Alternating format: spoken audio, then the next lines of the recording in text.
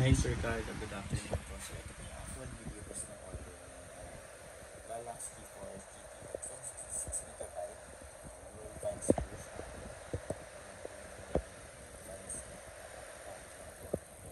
Tapos sir, lagi po namin pinang-advise na sabi po sa mga client po namin, customer po namin, nagagamit lang po kayo ng rated at branded po na power supply.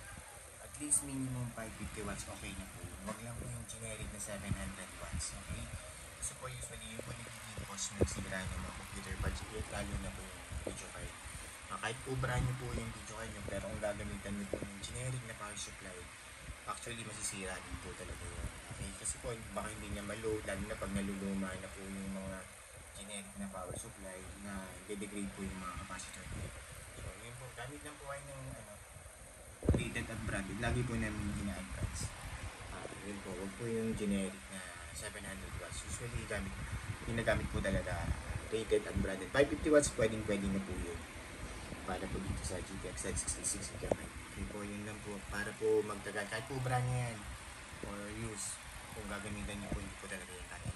Okay po, yun po ang pinaka-importante. Okay, may 6-pin power pinag-record po siya. May warranty sticker po kami. Sir, pag may problem po, message nyo lang po kami agad para guide po namin kayo. Bawal po buksan yung video card para po hindi pa po yung warranty. Hindi po kami nag-accept ng warranty. Kung binuksan po yung video card, pinalis po yung warranty sticker.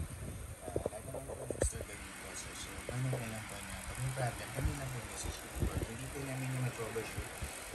Papalitan po namin yung sir, panood lang po na bawal po alisin yung warranty sticker. So,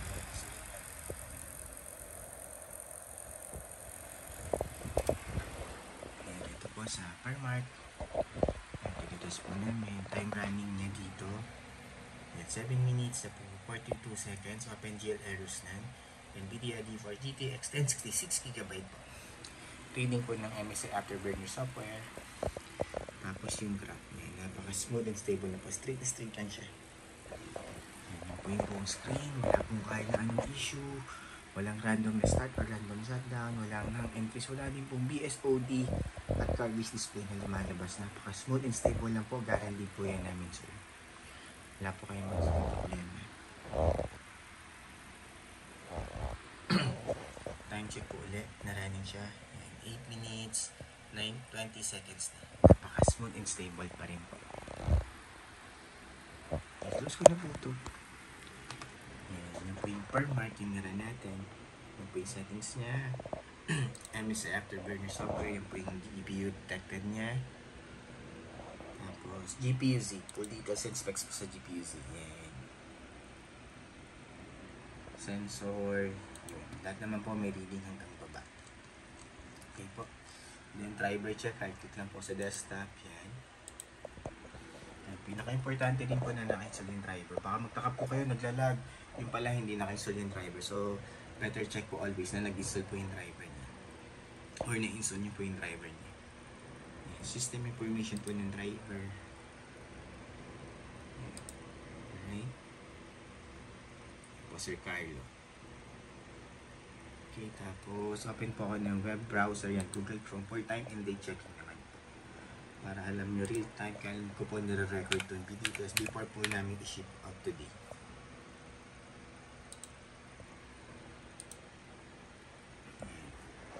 And 12:13 PM, Tuesday, September 3, 2024. Yun po yung current date and time natin, real time, before po namin i-ship out itong order nyo today. Pinitest po muna namin para sure 200% na wala pong kahit na anong issue at 100% working po siya. Okay? Isa pa. Each time now. So yun po, same lang sila. Nakita lang po namin na working po, real time. For po nag-ship out, padala po sa amin sa inyo na working po yung mga video card na binibenta po nila. Okay, yan po, real time. Kung gusto nyo po i-double check, yan po yung website para ma-legit check nyo kung real time, kung fake or na-edit na dadaya. Pwede nyo pong double check yung website. Ito din po isa. Kung real time or hindi. Yan po, Sir Carlo. Yun lang po, sir. Thank you. Close ko na to and shut down para ma-ship out na po namin itong order nyo today.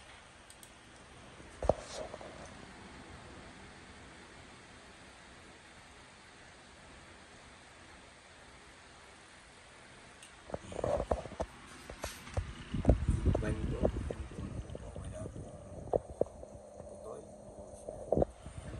power supply po, gamit ng pre-rated at branded. Huwag po yung generic na 700 watts. Lagi po namin ina-advise sa mga customer po namin.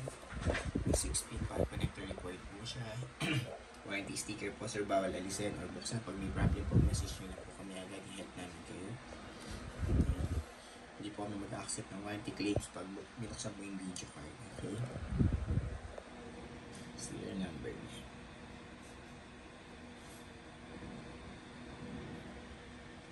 Yun lang po, sir. Thank you po, Sir Carlo. Bye.